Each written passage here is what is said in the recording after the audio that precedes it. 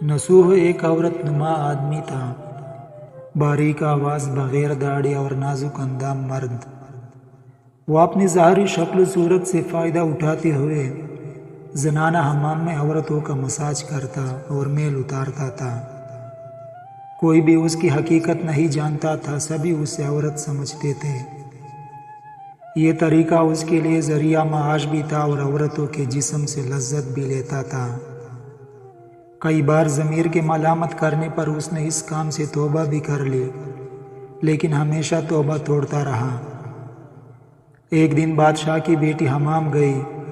हमाम और मसाज करने के बाद पता चला कि उसका मोती या हीरा खो गया है। बादशाह की बेटी ने हुक्म दिया कि सबकी तलाशी ली जाए। सबकी तलाशी ली गई, हीरा नहीं मिला। नसूर रुसवाई के डर से एक जगह छुप गया। जब उसने देखा कि शहजादी की कनीज़ें उसे ढूंढ रही हैं, तो सच्चे दिल से खुदा को पुकारा और खुदा की बारगाह में दिल से तौबा की और वादा किया कि आइंदा कभी भी ये काम नहीं करूँगा। मेरी लाज रख ले मौला। दुआ मांग ही रहा था कि अचानक बाहर से आवाज़ सुनाई दी कि नसू को छोड़ दो, हीरा मिल गया है। नसू नम आंखों से शहजादी से रुखसत लेकर घर आ गया। नसू ने कुदरत का करिश्मा देख लिया था और हमेशा हमेशा के लिए इस काम से तौबा कर ली। कई दिनों से हमाम न जाने पर एक दिन शहजादी ने बुलावा भेजा कि हमाम आकर मेरा मसाज करे, लेकिन नसू ने बहाना बनाया कि मेरे हाथ में दर्द है, मैं मसाज नहीं कर सकता हूँ। नसू ने देखा कि इस शहर में रहना उसके लिए मुनासिब नहीं है। सभी औरतें उसको चाहती हैं और उसके हाथ से मसाज लेना पसंद करती हैं। जितना भी गलत तरीके से माल कमाया था सब गरीबों में बांट दिया और शहर से निकलकर कई मील दूर एक पहाड़ी पर डेरा डालकर अल्लाह की इबादत में मशगूल हो गया।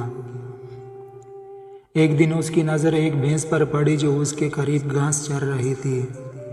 उसने सोचा कि यह किसी चरवाहे से भागकर यहाँ आ गई है। जब तक इसका मालिक ना आ जाए तब तक मैं इसकी देखभाल कर लेता हूँ। लिहाजा उसकी देखभाल करने में लग गया। कुछ दिन बाद एक तिजारती काफिला रास्ता बोलकर इधर आ गया, जो सारे प्यास की शिद्दत से निडालते। उन्होंने नसू से पानी मांगा। नसू ने सबको भैंस का दूध पिलाया और सबको सैराब कर दिया। काफिले वालों ने नसू से शहर जाने का रास्ता पूछा। नसू ने उनको आसान और नज़दीकी रास्ता दिखाया। नसू के अखलाक से मुतासिर होकर ताजरों ने जाते हुए उसे बहुत सारा माल बतौर तोहफा दिया। नसू ने उन पैसों से वहाँ कुआं खुदवाया। आहिस्ता आहिस्ता वहाँ लोग बसने लगे और इमारतें बनने लगी। वहाँ के लोग नसू को बड़ी इज्जत और एहतराम की निगाह से देखते थे। रफ्ता रफ्ता नसू की नेकी के चर्चे बादशाह तक जा पहुँचे। बादशाह के दिल में नसू से मिलने का इश्तियाक पैदा हुआ।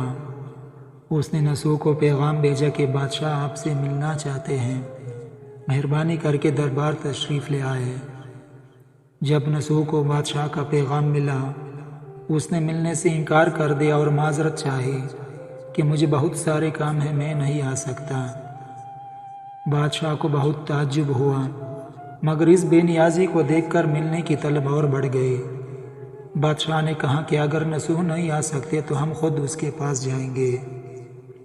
जब बादशाह नसूह के इलाके में दाखिल हुआ, खुदा की तरफ से मलकुल मौत को हुक्म हुआ कि बादशाह की रूह कब्ज़ कर ले। चूँकि बादशाह बतौर अकीदतमंद नसूह को मिलने आ रहा था और रियाया भी नसूह की खूबियों की गर्विदा थी, इसलिए नसूह को बादशाह के तख्त पर बिठा दिया गया।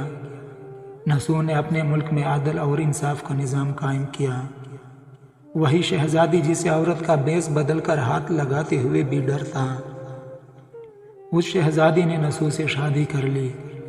एक दिन नसू दरबार में बैठा हुआ लोगों की दाद रसी कर रहा था कि एक शख्स वारिद हुआ और कहने लगे कि कुछ साल पहले मेरी भैंस गुम हो गई थी, बहुत ढूंढा मगर नहीं मिली, बराह मेहरबानी मेरी मदद फरमाए।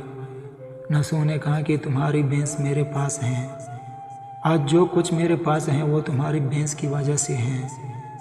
نسو نے حکم دیا کہ اس کے سارے مال اور دولت کا آدھا حصہ بھینس کے مالک کو دیا جائے۔ وہ شخص خدا کے حکم سے کہنے لگا، اے نسوح جان لو، نہ میں انسان ہوں اور نہ ہی وہ جانور بھینس ہیں، بلکہ ہم 2 فرشتے ہیں تمہارے امتحان کے لیے آئے تھے۔ یہ سارا مال اور دولت تمہارے سچے دل سے توبہ کرنے کا نتیجہ ہے۔ یہ سب کچھ تمہیں مبارک ہو۔